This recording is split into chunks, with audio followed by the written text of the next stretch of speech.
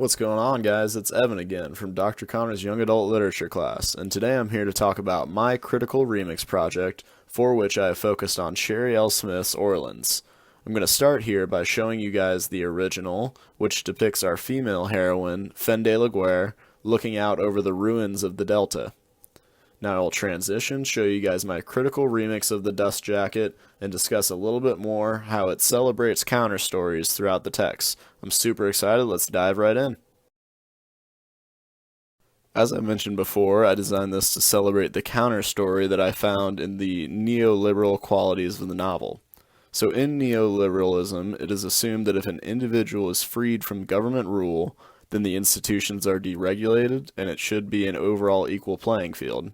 Right? That kind of makes sense? But if the individual is its own self-agent and motivator, then they are valued for what they're able to contribute to the economy. And of course, those who are unable to contribute to a neoliberalist economy are useless.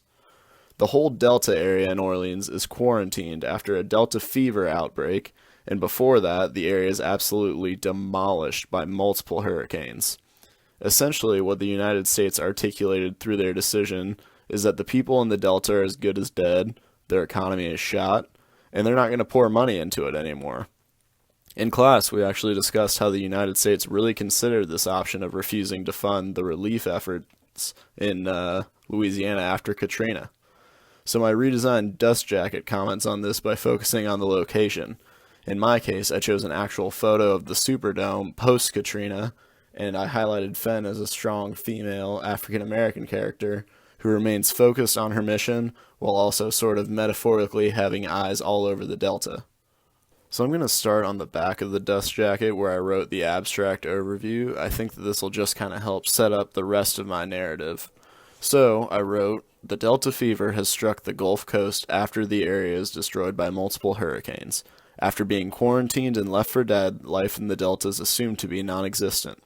Those who remain alive know all too well that blood is thicker than water. Fen de la Guerre and the O-positive blood tribe are under attack. When their leader dies giving birth after the ambush, Fen will stop at nothing to get the newborn out of the Delta. Along the way, she encounters a researcher from the outer states, Daniel. Does their pairing up make them stronger or weaker? And will the baby girl and Daniel make it back over the wall? While my overview is similar to the one on the original back cover, I thought that this was okay, because the original already successfully critiques single stories. It highlights life continuing in the Delta after being quarantined, while also mentioning the blood tribes being formed. One area that I thought was important to adjust was the conclusion, however. On the original, when referring to Fen and Daniel's relationship, it says, brought together by chance, kept together by danger, they are each other's last hope for survival. I found that this supported a single story of the female protagonist needing the strong male character's help to survive, and of course they have to fall in love. In reality, Daniel is the seemingly hopeless one, so it was important for me to celebrate the counter story of Fen being stronger and smarter than Daniel, and he in a way holds her back. Without his access to the outer states, Fen would have had less use for him in her attempt to get baby girl over the wall. Moving to the front cover, I'd like to take a minute to explain the design process and kind of my thoughts behind the images that I chose. So in the novel, when Daniel climbs over the wall in search of a cure, he is bought into the media's single story about what to expect when he's exploring Orleans. The media as an institution in the novel has this oppressive single story that they tell about the Delta being so plagued by death and the fever that the entire Superdome is almost overflowing with dead bodies that are just carelessly thrown in there. In reality, Daniel enters the Superdome and finds that the group of nuns called the Ursuline Sisters have stacked the bones of the deceased in the seats of the Superdome and placed a single flower in front of each seat. This was important to the novel because it showed how life in Orleans was believed to be extinct. However, when Daniel sees the inside of the Superdome, he's not only shocked at the amount of time that the nuns have taken in the arrangement of the bones, but he's also shocked at the fact that life in Orleans has continued despite all of the death. I thought that foreshadowing this on the cover of the Dust Jacket was a really effective way to draw attention to the counter story when it occurs in the novel. sort of a connect the dots moment where the cover may seem ambiguous at a first glance, but after reading Daniel's account of the inside of the Superdome, it'll all make sense. With placing Fen as a shadow over the city, I wanted to go beyond highlighting her race, which I saw that the original cover does not. Although I thought this was important, my goal was to critique the single story of a poverty-stricken female minority character being able to survive a post-apocalyptic epidemic. When it came to the title itself, I experimented with a few different font colors, but it became clear to me that I really couldn't be using any color besides red. It has to be red because of its critique of the single story that neoliberalism's equal playing field presents no obstacles in regards to identity, be that sexuality, race, gender, but the scientists who Daniel is searching for were not researching a cure to begin with. They viewed the blood tribes as a social order where blood types across ethnicities make race irrelevant. With this information, we can look back at the blood tribes as a source of racial tension. Fen goes on to say, if folks stop hating each other over skin color, the only difference be blood type. The inside flaps of my critical remix Dust Jacket celebrate the success of the novel with reviews from various online sources. Under Praise for Orleans, I found a harrowing and memorable ride from KirkusReviews.com.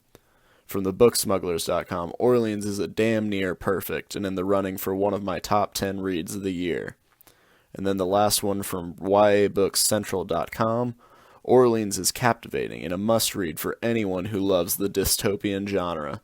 It will keep you turning pages for hours. This is a must-read.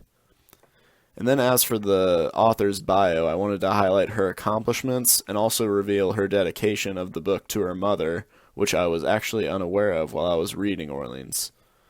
So for Sherry L. Smith at sherrylsmith.com, as the author of Lucy the Giant, Fly Girl, and Orleans, Smith is used to the narrative spotlight. She is a recipient of the California Book Award Gold Medal, ALA Best YA Book 2003, and many others. Orleans is dedicated to her mother who survived Hurricane Katrina. Published in 2013, it won CBC Best Book of the Year in 2014.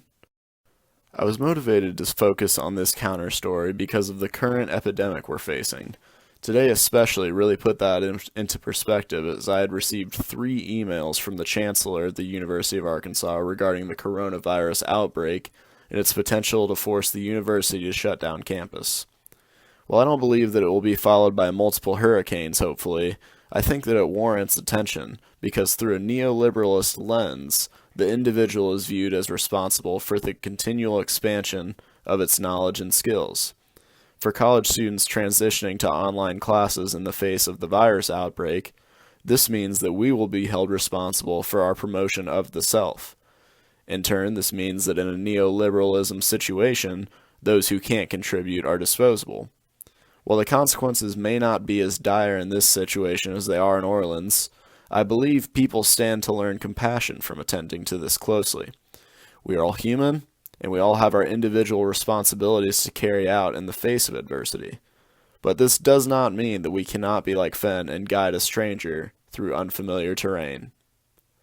Guys, thank you so much for listening. I hope you enjoyed my critical remix project of Sherry L. Smith's Orleans.